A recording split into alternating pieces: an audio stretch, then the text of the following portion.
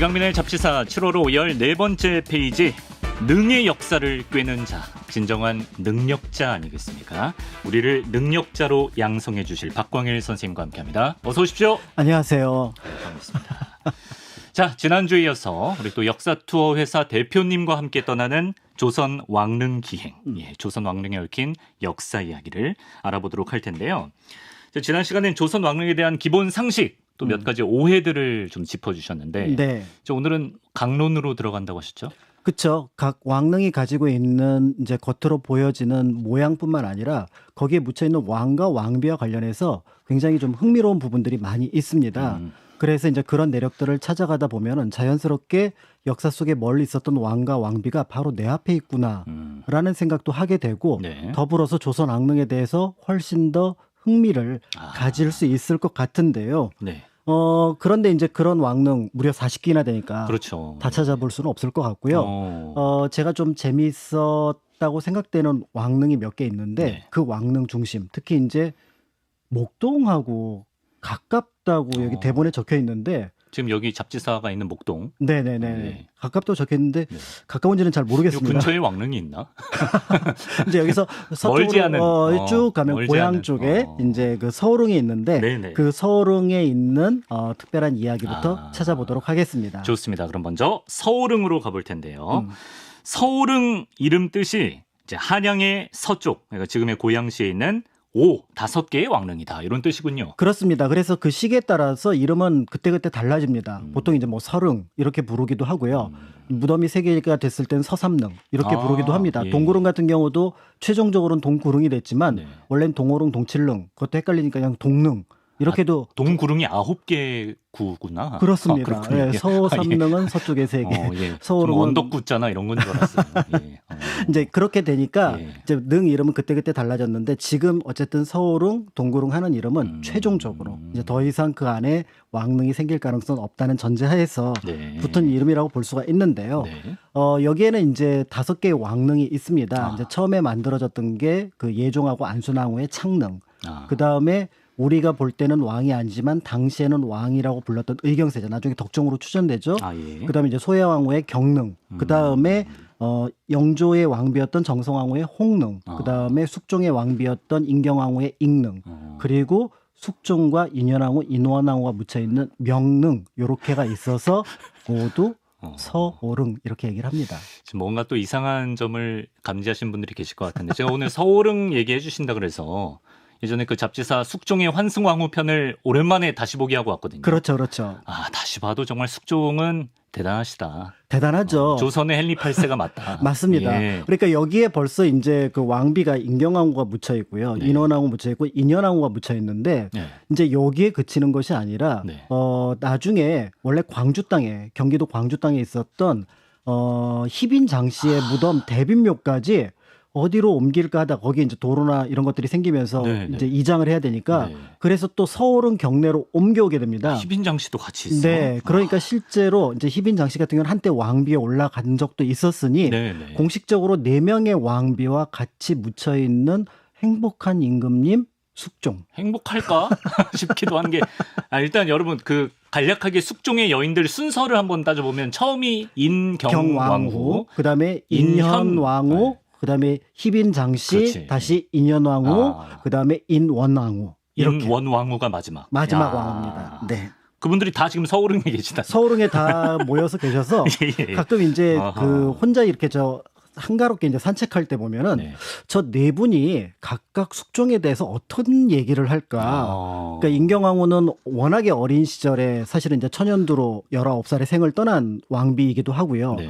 인현왕후는 굉장히 착한 왕으로 알려져 있는데 속마음을 한번 풀어봐 주셨으면 좋겠어요. 그때 숙종 임금이 어땠는지. 예, 예. 그리고 뭐 희빈장 씨는 또 이제 뭐 여러 가지 이야기가 있으니까 빼고, 그다음에 이제 인원왕후는 어찌어찌 하다 보니까 조금 애매한 위치에 묻히시게 됐는데, 네. 그 속마음이 또 어떠신지 이런 것들이 또 궁금하기도 합니다. 그렇습니다. 돌아가셔서조차 4명의 부인과 함께 잠들어 계신 행복하신 숙종의 이야기. 예, 서울릉으로 그럼 먼저 가보겠습니다. 5개의 능 중 어디부터 좀 구체적으로 살펴볼까요? 네, 이제 들어가자마자 제일 먼저 만나게 되는, 어떻게 보면 서울릉을 대표할 수 있는 왕릉이 바로 명릉입니다. 그래서 명릉은 앞에서 말씀드렸던 것처럼 이제 그 숙종과 네. 그다음에 인현왕후가 묻혀 있는데, 네. 그 살짝 뒤로 인원왕후가 묘한 위치에 묻혀 있어요. 아, 그렇군요. 그러니까 예. 조선왕릉을 가다 보면은 왕과 왕비를 같이 이렇게 묻어드리는 경우가 종종 있어서 네. 가능하면 같은 영역, 심지어는 왕비가 두 분, 그러니까 또 새롭게 왕비를 맞이하더라도 세 분을 연속으로 한 영역 안에 묻는 경우가 많거든요. 그런데 지금 저기 보시는 것처럼 네. 저 멀리에 지금 숙종하고 인현왕후가 계시고요. 제일 크게 보이는 무덤 안에 숙종과 인현왕후가 저 멀리에 조그만 두 개 봉분. 저 멀리에. 네, 여기는 지금 인원왕후 쪽에서 본 거예요. 인원왕후의 무덤이군요. 네, 인원왕후에서 바라본 곳인데 네. 저런 왕릉이 조선에 유일합니다. 네, 저기 이제 숙종과 인현왕후. 그렇습니다.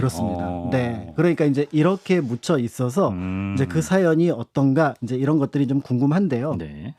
짐작할 수 있는 것처럼 이제 그 인경왕후는 너무 일찍 돌아가셨고, 네. 그다음에 희빈 장씨는 일단 왕비가 아니니까 네. 이제 인현왕후를 다시 이제 복위시키고 나서 숙종은 나의 영원한 배필은 인현왕후다 이렇게 생각을 하셨던 것 같아요. 네. 그래서 이제 인현왕후가 먼저 1701년에 돌아가십니다. 네. 승하하시니까 그의 무덤을 만들 때 그 네. 옆에 자신이 들어갈 공간을 만들어요. 아. 네, 요게 이제 조선의 가장 일반적인 방식입니다. 세종대왕도 소원왕후가 먼저 돌아가시니까 네. 그 다음에 내가 묻힐 자기는 여기다 해서 요 공간을 비워놓거든요. 왕비 옆에. 네, 그러니까 이제 숙종은 예정대로 이제 1720년에 글로 들어가셨어요. 인현왕후 옆으로. 네, 예. 그래서 인현왕후 옆에 들어갔는데, 네. 근데 숙종 마음이 약간 껄끄러운 거예요. 왜 껄끄럽냐면 네. 지금 왕비가 또 계시잖아. 인원왕후가. 인원왕후. 그렇죠. 원왕후가 예, 계시잖아요. 예, 예. 인원왕후가 계시니까 그래서 사람들한테 뭐라고 얘기를 했냐면 명릉 가까운 곳에 네. 인원왕후의 무덤을 별도로 익릉처럼 만들어 드려라.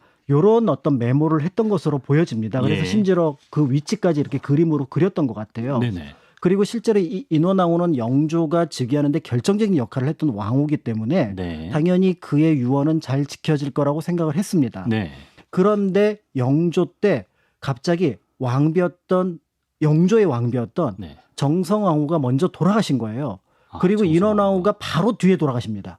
그러니까 인원왕후는 영조에게 있어 친어머니는 아니고 양어머니? 그렇죠. 양어머니. 그렇습니다. 그렇죠. 예. 그렇지만 이제 실제로 왕이 올라가는데 결정적인 역할을 했던. 영조의 최어머니는 숙빈 최씨. 숙빈 최씨죠. 최무술이시니까. 그렇죠. 그럼 그 족보는 다 아실 겁니다.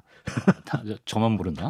어쨌든 헷갈려요, 살짝. 정리를 좀 하고 가야 됩니다. 네. 그래서 이제 인원왕후가 실질적으로 이제 양모지만 어떻게 보면 친모처럼 모셨던 분인데, 그런데 이제 원래 계획은 정성왕후의 무덤을 만들고 인원왕후가 이제 돌아가시게 되면 따로 만들어드려야 되는데, 그렇죠. 이 두 개의 무덤을 같이 만드는 게 국력이 완전히 크게 소모가 되니까 네. 이게 영조로서는 이제 나라 살림에 굉장히 관심이 많았던 왕이잖아요. 네네. 그러니까 이 둘을 같이 따로 왕릉으로 만드는 건 어렵다고 판단을 했던 겁니다. 예. 그래서 일단은 정성왕후의 홍릉을 서울은 경내에다가 만들고요. 예. 네, 만들고 부인 거부터 만들었어요. 부인 거 이제 예. 먼저 돌아가셨으니까. 네. 그다음에 이제 인원왕후의 무덤을 도저히 따로 만들 수가 없으니까 네. 그 숙종이 짚어준 그 자리 비슷하게 만들어 놓되 네. 명릉하고 붙인 거예요. 숙종과 인현왕후가 있는 명릉하고 붙여버렸다? 네, 그래서 그 영역을 하나의 영역으로 만들면 봉분만 만들고 나머지 성물 이런 거 안 만들어도 되거든요. 정자각 이런 거 안 만들어도 되거든요. 비용 절감. 그렇죠. 그러니까 뜻밖의 인원왕후는 비용 절감 국정 시행의 어떤 대책에 포함되시면서 네네. 그 영역이 굉장히 애매하게 그러다 보니까 아니 똑같은 부인인데 네. 인현왕후는 가까이 계시고 그러네. 그리고 인원왕후는 멀리 좀 계시고 애매하게.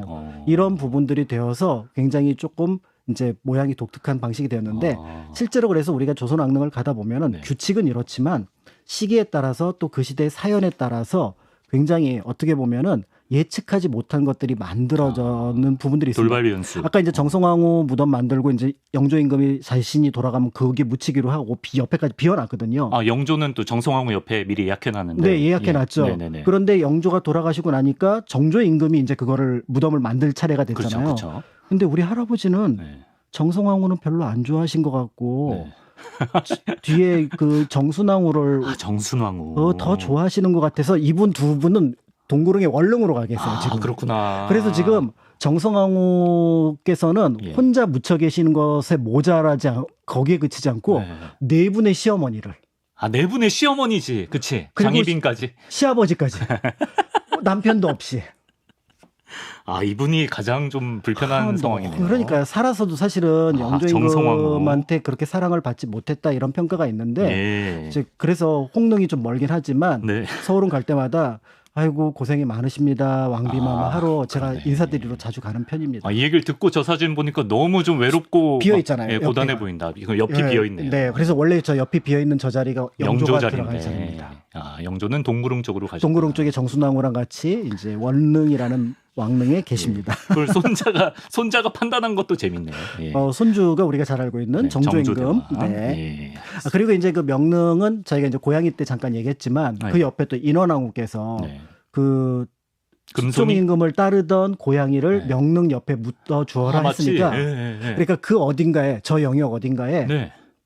금손이의 무덤도 있지 않을까 금손이도 추정을 하고 있습니다. 높은 확률로 저 안에 있을 것이다. 네. 야, 그렇군요. 자, 이렇게 명릉을 살펴봤고요. 이제 명릉 지나서 서울은 경내로 들어가 보겠습니다. 그럼 이제 익릉이 나오는데, 네. 익릉은 아까 숙종의 첫 번째 왕비, 예, 임경왕후로 임경왕후. 보통 알려지지 않은 네. 왕비지만 젊은 시절에 그 생을 마감을 합니다. 네. 그런데 이제 좀 야속한 부분들이 뭐냐면 이 숙종연간에 천연두가 왕실 안에 굉장히 유행을 했습니다. 네. 먼저 임경왕후가 걸렸어요. 그러니까 숙종은 창덕궁에 있고 임경왕후는 멀리 경희궁에 있어서 남편이 임종을 지키지 않은 상태에서 혼자 젊은 어린 나이인 19살의 생을 마감을 합니다. 네. 그러니까 어떤 면에서는 굉장히 안타까운 삶을 살았던 왕비였지만 네. 이제 그런 내력들을 우리가 조선 왕조 역사책에서는 잘 몰랐었잖아요. 네네. 그런데 여기 가서 보면은 임경왕후, 익릉 이런 얘기를 또 사연까지 알아다 보다 보면은 또 이런 삶을 살았던 왕비가 있었구나를 만나게 되고요. 근데 지금 무덤으로만 봐도 왕비들 중에 가장 멀리 떨어져 있네요. 네, 혼자 죽을 떨어져 때도 있고요. 격리가 됐었는데. 네, 그래서 사실은 이제 그 인원왕후도 익릉처럼 만들려고 했었다고 합니다. 네. 이제 그렇다고 하는데 그럼에도 익릉의 위치가 굉장히 좋기도 하고요. 그리고 이제 뭔가 하늘로 올라가는 느낌이 들어서 보통 이제 우리가 사람이 죽으면 영혼이 하늘로 올라간다라고 하는데 네. 그 느낌에 어울리는 또 무덤의 모습을 갖추고 있는 것이 네. 익릉이기도 한데요. 그런데 이제 결국은 숙종도 나중에 네. 천연두 걸립니다. 아, 그래요? 네, 이때 피했다고 하지만 네. 그러니까 사실은 이제 왕실에 있는 사람들 대부분들이 그때 이제 천연두에 걸렸었기 때문에 이때 피하지 않았으면 조금 더 애틋한 이야기의 주인공이 될 뻔했는데 아하. 이때 피한 덕분에 굉장히 냉혹한 네. 그런 인물로서 남게 되었다라고 볼 수 있습니다. 네, 그렇습니다. 그리고 이제 왕릉은 아니지만 왠지 개인적으로는 서울릉에서 가장 좀 기대되는 무덤이랄까요? 대빈묘. 장희빈 어디 있습니까? 장희빈. 예. 대빈묘 같은 경우는 사실은 이제 경릉 그러니까 이제 그 소양왕후하고 그다음에 덕종이 묻혀 있는 그 근처에 이제 자리를 잡고 있거든요. 네네. 한쪽에 떨어져 있긴 한데 사실은 원래 멀리 경기도 광주 남쪽에 있었던 분을 네. 그쪽에서 뭔가 공사하고 이런 것 때문에 이쪽으로 옮겨온 거거든요. 그러니까 이제 뜻밖의 이제 가장 왜 하필 일로 옮겼어? 아니 인현왕후나 숙종도 불편할 것 같아요. 제가 볼 땐. 그렇죠. 불편하겠죠. 불편하지. 일부러 그랬어. 인현왕후는 너무 싫을 것 같은데. 예. 인현왕후도 싫겠지만 개인적으로는 숙종이 더 싫지 않을까. 자신의 변덕이 다 이제 조금 이렇게 희빈장 씨가 천천히 밤마다 네. 인경왕후 부르고 인현왕후 부르고 인원왕후 불러서 내가 알고 있는 사실 알려진 역사가 좀 다릅니다. 이렇게 얘기하면은 얘기가 좀 흥미롭지 않을까 이런 생각이 들기도 합니다. 예. 그렇군요. 네. 그래서 대빈묘까지 네. 서울릉에 가면 볼 수 있다. 그래서 이제 여기에 가면은 서울릉에 이제 다른 왕릉도 한 번씩은 살펴보시면 좋겠습니다만은 네. 이렇게 살아서의 인연이 또 죽어서의 왕릉과 그 영역과 관련한 어떤 이야기로도 풀어갈 수 있다는 점에서 굉장히 흥미롭다라는 장소 이렇게 볼 수 있을 것 같습니다. 그러네요. 지금 제가 느끼는 요 불편함과 약간의 민망함이 온전히 느껴지지 않는다 싶은 분들은 숙종의 환승 왕후편을 지금 먼저 가서 보시고 오시면 더 이제 몰입이 되실 것 같다는 생각이 듭니다. 자, 이제 서울릉을 벗어나서요. 이렇게 또 서울릉 같은 케이스가 있는가 하면 왕비가 셋이었음에도 현재 홀로 묻혀 있는 외로운 왕도 있다고 하는데 어떤 왕인가요? 바로 아까 이제 그 처음에 라디오 방송 오프닝. 시작할 때 말씀하셨던 중종이 묻혀 있는 서울 강남의 선정능 가운데 정능이 정능. 여기에 해당합니다. 선능은 이제 아버지 성종의 무덤. 성종과 정현왕후의 무덤이라고 볼 수가 있는데요. 네. 이제 그러니까 중종 같은 경우도 조선시대 역사상 가장 우유부단한 왕으로 많이 꼽히기도 하고요. 네. 언젠가 이제 중종 특집에서 사람이 우유부단하면 일이 어떻게 되는지를 이제 보여줄 수 있는 그런 임금님이라고 볼 수 있습니다. 네네. 근데 부인 문제 역시 이렇게 좀 애매하게 뭘 잘 끄고 맺지를 못한 부분들이 있는 모습이 있어요. 그래요. 일단은 이제 첫 번째 이제 그 중종의 왕비를 세 분을 말씀드리면 이제 단경왕후 신씨, 그다음에 장경왕후 윤씨, 그다음에 문정왕후 윤씨 이렇게 이제 세 분이 있습니다. 네. 그런데 이제 잘 알려진 왕후는 이제 문정왕후라고 볼 수가 있는데 네. 이 단경왕후하고 장경왕후도 어떤 면에서 좀 안타까운 사연들이 있는 왕비라고 볼 수가 있습니다. 어떤 사연이? 단경왕후 신씨는 그러니까 여러분들이 잘 아시는 것처럼 이제 그 중종이 반정을 해서 왕에 올라가잖아요. 그렇죠. 예. 이제 진성대군 시절에 네. 그냥 그 신수군이라는 사람의 따님하고 혼인해서 잘 살고 있었어요. 예. 그런데 어느 날 갑자기 뭐 박원종 이런 사람이 와서 왕하시오 이러는 바람에 네. 왕이 됐습니다. 중종반정으로. 그러니까 이제 그 자기 부인은 당연히 왕비가 된 거죠. 그렇죠. 왕비가 됐는데 문제는 그 신수군이 처형당합니다. 아, 신수군은 그러니까 중종에게 장인어른? 장인어른인데 예. 처형당해요. 왜요? 왜냐하면 그의 처남이 연산군의 왕비입니다. 아, 연산군 쪽이어서. 네, 그러니까 신수군은 자기 여동생은 연산군한테 보내고요. 네네네. 자기 딸은 당시 이복 동생이었던 진성대군한테 보낸 거예요. 아, 예. 그냥 그럴 수 있는 상황이었는데 네. 이게 이제 반정이 나고 연산군이 유배가고 그 다음에 신수군이 처형당하니까 네. 반정 세력으로 볼 때는 네. 우리가 죽인 네. 사람의 따님이 딸이 왕비가 됐어. 왕비야. 어. 가만히 있을 수 없잖아요. 아, 그럼 뭐 폐하나요? 그래서 결국 중종 보고 네. 쫓아버리십시오. 아. 해하십시오. 이렇게 얘기를 한 겁니다. 예. 그러면 이제 여기서 이제 중종이 좀 강단이 있으면 나는 죽어도 그 일은 못하고 내가 이 왕비를 버리는 차라리 왕위를 버리겠어. 뭐 이랬으면 이제 영화 하나 나오잖아요. 그렇죠. 그런 영화는 기억이 없네요. 그러니까요. 예. 그런가요? 버려야 하나요? 이런 톤이었던 것 같아요. 버려야 하나요? 이게 더 뭔가 예, 못나 보이네요. 더 못나 보이는 어떤 그런 톤이었을 것 같아요. 그래서 예. 7일 만에 이 왕비에 올랐던 신씨가 쫓겨납니다. 왕비 오르고 7일 만에. 네, 그래서 아마 조선 역사상 공식적으로는 가장 짧은 기간 왕비 자리에 있었던 분이 바로 이 단경왕후라고 부를 수 있는데 네. 당시에는 왕후가 아니겠죠. 패해졌으니까. 예. 그래도 영조 때 이제 왕비로 추존을 하면서 네. 그의 무덤도 이제 온능이라는 이름을 갖게 되었습니다. 네. 그래서 이제 그렇게 돼서 어쨌든 첫 번째 왕비 단경왕후 신씨 그리고 온능과 관련된 이야기가 있으니 네. 여기에 이제 중종이 같이 묻힐 가능성은 거의 없었다. 없는 거죠. 네, 이렇게 볼 예. 수가 있습니다. 예. 야, 7일이면 지금으로 치면 신혼여행 끝나기도 전에 이혼을 당한 셈이에요. 네, 신혼여행 갔다 와서 이혼한 거죠. 그 굉장히 집안에 딱하네요. 문제가 있어. 뭐 그 집 너희 사돈이 좀 문제가 있어. 이혼해 그러면 네 그러고 이혼한 그런 케이스라고. 그러네. 그래서 왜 그걸 못 지켰을까? 나중에 이제 이 복권하는 부분도 그 중종 때는 못 합니다. 나중에 그래서 영조 때야 비로소 이제 복권을 하게 되고요. 네. 단경왕후의 삶을 그린 드라마가 있대요. 7일의 왕비라는 드라마가 있다고. 저 처음 들었어요. 아, 그렇습니까? 히트를 못했나? 근데 이분이 이제 굉장히 유명한 게 단경왕후가 그 남편이었던 중종이 봐주기를 바라는 뜻으로 경복궁에서 잘 보이는 인왕산 넓은 바위에 치마를 걸었다. 그래서 인왕산에 가면 치마바위라고 있거든요. 아, 예, 예, 그 치마바위가 네. 이 단경왕후에서 비롯된 전설입니다. 아, 그러니까 이혼 당하고 나서. 그렇죠. 날 좀 보소. 난 아직도 당신을 그리워하고 있다. 당신은 어디를 보고 있느냐?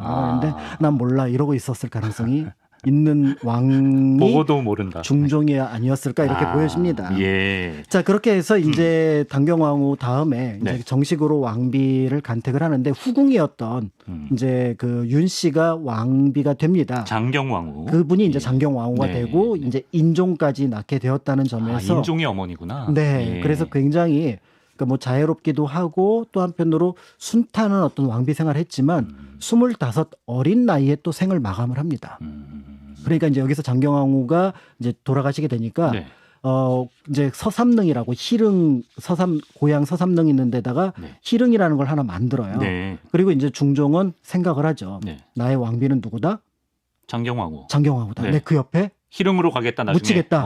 그렇죠. 라고 결심을 하고 예야. 실제로 갑니다. 오. 죽어서. 야, 그래서 네. 요거는 굉장히 어떤 의미에서 보면은 약속을 좀 잘 지킨 케이스고 네. 잘 이어진 어떤 사례라고 볼 수가 있는데 근데 왜 지금 강남에 계신 거야? 그런데 이제 문제는 네. 세 번째 왕비가 네. 여하한 분이 아니라는 거죠. 우리 문정왕후 윤 씨. 문정왕후 윤 씨. 예. 그래서 같은 윤 씨 집안에서 네. 이 세자를 그러니까 조금 어떻게 보면 지키기 위해서 네. 그 따님을 이제 왕비로 삼았는데 네. 이분이 계속해서 딸을 낳았거든요. 아. 그때까지만 하더라도 그냥 인종은 나의 아들 이랬어요. 그런데 어느 날 아들을 낳습니다. 그러면 이 인종이 나를 죽이겠네, 내 그렇지. 아들을 죽이겠네 이러면서 네. 결국 인종이 8개월 만에 네. 생을 마감하고 돌아갑니다. 아, 그래서 가장 짧게 제위한 네, 왕이죠. 빨개 제한 왕이고 예, 그 다음에 이제 명종이 이제 문정왕후의 아들이 되는데 아, 명종. 그러니까 이제 명종이 즉위하니까 네. 이제 그 중종은 이때 이제 돌아가셔서 이제 아까 희릉에 묻혔다고 말씀드렸잖아요. 그렇죠. 장경왕후 옆에. 그렇죠. 그런데 뭐야 그럼 난 죽으면 혼자 묻히겠네? 아, 내가 같이 묻히고 싶다. 거기 같이 묻힐 수는 없잖아요. 아, 그렇죠. 예, 인원왕후 같은 케이스는 거의 불가능하니까. 어. 그러면은 나 혼자 묻히겠네? 남편을 다시 딴 데로 옮겨? 그렇죠. 그래서 야. 거기서 방안을 하나 마련한 게 뭐냐면 네.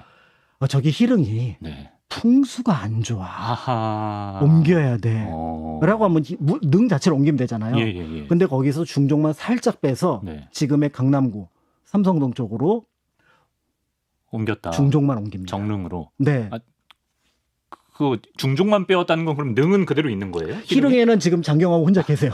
아, 그러니까 혼자 계시고. 네, 아, 예, 예. 장경왕후 혼자 있고 네. 왕만 이제 그렇죠, 이렇게 그렇죠. 아, 예. 지금 옮겨와서 예. 왕 혼자 이제 묻혀 있는 거죠. 네. 그러니까 문정왕후의 생각은 너무나 단순하죠. 그러니까 네. 왕을 혼자 뺐으니까 음, 그 옆에 내가 나중에 죽으면 묻히면 그렇죠. 그럼 왕비 셋 있지만 그렇죠. 결국 최종 승리는 옆에 있는 건 나야. 나야. 어. 라고 할 수 있었고 네. 사실은 이제 강남 쪽으로 뺐던 이유 중에 하나는 네. 당시 이제 문정왕후 당시에 불교가 한 번 일어났었거든요. 아. 그때 이제 보우라고 하는 스님이 계신데 네. 그 보우라는 스님이 머물렀던 절이 봉은사예요. 아, 봉은사 스님이었구나. 네, 우리 9호선 예. 가다 보면은 그렇죠, 그렇죠. 예, 예, 봉은사역이 강남에. 있고 그다음에 선정능력이 있고 그렇잖아요. 그렇죠. 이 봉은사가 가까우니까 네. 그러면 더불어서 내 무덤은 우리 보우 스님이 지켜주겠네. 야. 이런 어떤 몇 가지를 염두에 두고 네. 옮겼습니다. 그리고 이제 문정왕후가 승하를 하죠. 근데 지금 중종이 홀로 묻혀 있다 그랬잖아요. 그렇죠. 그러니까 신하들이 가만히 팔짱 예. 끼고 본 거죠. 평소에 임금님한테도 잘 하지 못해, 명종한테도 잘 하지 못했고요. 아니 우리 성리학이 국시인 나라에서 불교를 융성을 한 왕비잖아요. 그렇죠. 문정왕후. 네, 그러니까 그 뜻을 뻔히 알지만 지켜주기는 싫었던 것 같아요. 아, 이게 뭐야? 기록으로는 없습니다. 그런데 예, 예. 기록으로는 풍수가 안 좋아서라고 얘기를 하는데 네, 네. 어쨌든 그래서 아. 기록으로는 풍수가 안 좋아서 같이 묻어드리기는 어렵습니다. 곤란합니다라고 해서 문정왕후는 따로 태릉이 문정왕후의 그렇구나. 왕릉이고요. 그리고 그래서 중종은 센 마지막 세 번째 그 왕비를 얻은 때문에 까닭에 혼자서 이제 묻혀 아, 계시는데. 이럴 거면 희릉에 그냥 냅두지. 문정왕후가 괜히 건드려가지고. 근데 인생지사 세옹지 말하고요. 알 수 없죠, 물론. 누군가 덕을 봤습니다. 누가 덕을 봐요? 바로 성정 옆에 정현왕후가 묻혀 있었다 그랬잖아요. 예, 예. 정현왕후가 중종의 친모예요. 아, 아들을 곁에 둘 수 있게 됐구나. 그렇죠. 그러니까 정현왕후가 네. 친모기 때문에 패비윤 씨 다음에 들어온 왕비거든요. 네네네. 패비윤 씨가 연산군의 엄마고 뭐 캥거루족이야 뭐야. 그다음에 지금. 정현왕후는 예, 예. 진성대군 그러니까 중종을 낳았기 때문에 네. 뜻밖의 며느리가 시어머니한테 효도하고 간 케이스. 아, 효도인데 아들을 옆에 가까이 중종은 좋아할까 모르겠네요. 중종은 예. 제가 보기에는 예. 그냥 속 시끄러워서 혼자 있어도 나쁘지 않겠다 이렇게 생각하실 것 같은. 숙종보다 나을 수 있다. 그럴 수도 있을 것 같습니다. 혼자 있는 게 나았고 아. 저녁에 이렇게 강남 산책하기도 좀 나으실 것 같고 그런 느낌이 들 것 같습니다. 어쨌든 이제 모자 상봉은 이루어졌다. 네. 하지만 중종은 부인 없이 혼자 묻혀 있다. 네. 로 정리하겠습니다. 자, 끝으로 다시 강북으로 올라와서 도심 속 캠퍼스로 가보겠습니다. 아니 저도 뭐 신촌 많이 다녔는데 연세대 안에 왕실의 무덤이 있습니까? 네, 연세대학교 이제 백양로 이렇게 쭉 올라가다 보면 네. 이제 박물관 있잖아요. 네. 연대 박물관. 네. 근데 그 앞에가 뭔가 이제 고풍스러운 분위기로 만들어져 있어요. 그래서 뭐 연세의 뜰 뭐 이렇게 이름이 붙여져 있는데 실제로 거기 너무나 당연하게 광해원 건물이 있을 거다. 세브란스의 전신이라고 할 수 있는 네네네. 그 건물도 있긴 하지만 그 옆에 조선 왕릉에서나 볼 수 있는 정자각 건물이 있습니다. 그리고 그 정자각 건물이 있던 그 장소가 수경원터. 수경원 우리 그 능 다음 원, 원. 네. 그 수경원. 예, 그러니까 원이라고 하면은 네. 다시 이제 복습을 한다면은 네. 왕의 친모나 친부 또는 세자의 무덤을 원이라고 하잖아요. 예. 그러니까 여기에 누군가 그 지위에 해당하는 인물이 있었겠구나. 네. 근데 터라고 하는 거는 원래 여기 있었지만 네. 어떠한 이유로 지금은 옮겨가고 빈 공간에 그 흔적만 남았겠구나. 이렇게 보시면 될 것 같은데요. 수경원은 누구의 무덤인가요? 그 조선 역사상 어떻게 보면 가장 안타까운 인물이라고 할 수 있는 사도세자의 엄마 영빈이 씨의 무덤입니다. 사도세자의 어머니 네. 영빈이 씨. 그런데 이제 이게 딱 그게 맞나? 라고 얘기를 할 수도 있을 것 같아요. 왜죠? 왜냐하면 네. 왕의 엄마여야 되는데 사도세자는 조선시대 내내 네. 왕이 아니었습니다. 아니죠. 예. 그래서 혈융원이었었고요. 네. 그러니까 처음에는 이 무덤은 의열묘라고 이름을 붙였어요. 묘 정도로. 네. 그러니까 이제 대군 이하는 전부 다 묘가 되니까 네. 사실 세자의 엄마 역시도 묘라고 이름을 붙였는데 네. 그런데 이 지위의 변화가 일어난 게 1899년에 네. 고종이 사도세자를 왕으로 추존하게 되면서 장조로 추존하면서 그러니까 사도세자가 왕이 되니까 그 어머니는 어머니도. 원의 지위에 해당하는 무덤을 갖게 된 겁니다. 그렇죠. 예. 그래서 의열묘에서 네. 수경원으로 사실은 이제 수경묘로 한번 바꿨다가 수경원으로 이름을 바꿔서 지금의 모습으로 이제 갖추게 되었다라고 볼 수가 있는데요. 네. 그런데 이제 여기가 이 무덤을 처음 만들 때만 해도 네. 도성 밖에 네. 한가로운 곳이었어요. 그렇군요. 예, 그런데 어느 날 그 멀리에 뭐 연희 전문 이런 게 이렇게 생겨서 그런가 보다 학교가 좀 멀리 있나 보다. 예. 근데 연희 전문 점점 커지는 거예요. 그래도 버틸 수 있어. 그랬는데 어느 날 남대문 쪽에 있던 세브란스가 그 옆으로 이사를 와서 세브란스와 연희 전문 사이에 꼭 낀 상태가 된 겁니다. 그러니까 이제 옮겨야겠다. 말 그대로 연세대학교 캠퍼스 안으로 딱 들어가 버린 셈이 됐고요. 네네네. 그래서 이제 처음에는 문화재 지금 이제 국가유산청인데 예전에 문화재 관리국이었는데 네. 버티자. 국가유산은 가능하면 그 자리를 지키는 게 좋아. 라고 하는데 대학생들이 계속 둘러와서 여기 뭐가 있네 저거 있네 이런 얘기를 하고 네. 그다음에 이제 학교 건물들이 들어서면서 풍수의 기본이 망가진 거예요. 그래서 결국은 전주시시 대동종약위원하고 그 협의를 해서 네. 이 무덤을 옮깁시다 라고 했고 1970년에 네. 지금의 서울흥에 서울흥에 계시구나. 지금 예. 수경원이 있어요.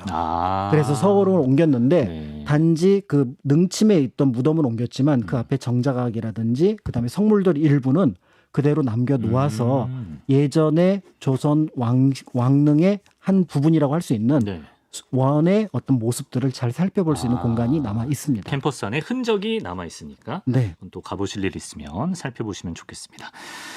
자, 이렇게 오늘 서울릉, 희릉, 정릉 조선 왕릉 투어를 마쳤습니다. 우리 박광일 여행사 대표님 수고 많으셨고요. 네.